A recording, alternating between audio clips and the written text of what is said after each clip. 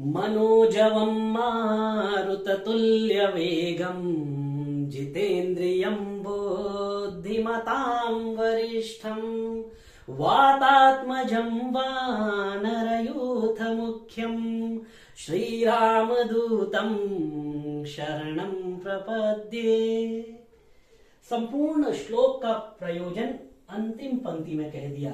श्री राम दूतम शरणम प्रपद्ये, मैं श्री राम के जो दूत है उनकी शरण में जाता हूं।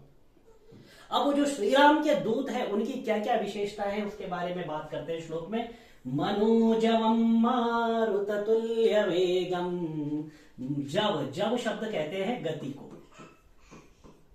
और मन मन के समान जिनकी गति है उसे कहते हैं मनोजव। तो हनुमान की गति कैसी है? मन के समान गति है। जैसे मन एक क्षण में यहाँ की सोचता है, दूसरे ही क्षण 7 समंदर पार की सोचता है, तो मन की जितनी गति है उतनी ही गति पवन पुत्र हनुमान की है। मारुत तुल्य वेगम, और वेग, हनुमान का वेग कैसा है? मारुत तुल्य, मारुत अर्थात पवन, तो पवन के समान हनुमान का जो है वेग है, इसीलिए इनको मारुत तुल्य वेगम कहा गया है। जितेंद्रियम बुद्धिमतां वरिष्ठम, जितेंद्रिय, जिन्होंने अपनी इंद्रियों को जीत लिया है, जो इंद्रियों के वश में नहीं आते बल्कि इंद्रियां जिनके वश में आ जाती है, ऐसे व्यक्ति को कहते हैं जितेंद्रिय। तो हनुमान जितेंद्रिय है। और क्या है? बुद्धिमतां वरिष्ठम, बुद्धिमतां वरिष्ठम, बुद्धिमानों में भी जो श्रेष्ठ हैं। एक तो होता है बुद्धिमान और एक होता है बुद्धिमानों में भी श्रेष्ठ।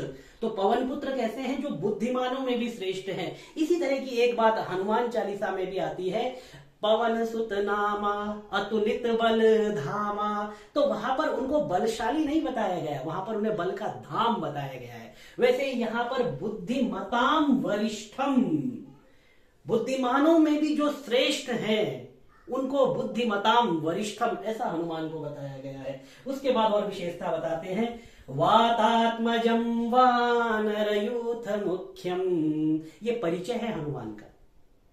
वातात्मजम, वात आत्मजम, देखिए यहां पर करेंगे वात और प्लस आत्मज, दो शब्द है यहां पर। वात, वात अर्थात वायु, और आत्मज मतलब पुत्र। तो हनुमान का परिचय है जो कौन है? वात आत्मज, वायु के पुत्र है। वात आत्म, एक इतना परिचय दे दिया और उसके बाद दूसरा परिचय देते हैं, वानर यूथ मुख्यम, जो वानर के यूथ, यूथ कहते हैं समूह को, तो वानरों का जो समूह है उसके जो ये मुख्य है, वानर यूथ मुख्यम, वानरों का जो समूह है उसके ये प्रधान है, वानरों के समूह में अग्रगण्य है, वानरों के समूह में सर्वाधिक सम्मानित है, इसीलिए उनको कहा गया वानर यूथ मुख्यम। और अंतिम जो पंक्ति है जो हमने सबसे पहले की थी, जिसमें संपूर्ण श्लोक का प्रयोजन बताया गया है, तो इतनी स्तुति की गई, किसने की गई? श्री राम दूतम शरणं प्रपद्ये। ऐसे जो पवन पुत्र हनुमान है, ऐसे जो राम के दूत हैं, मैं उनकी शरण में जाता हूं। और उनकी शरण में क्यों जाता हूं?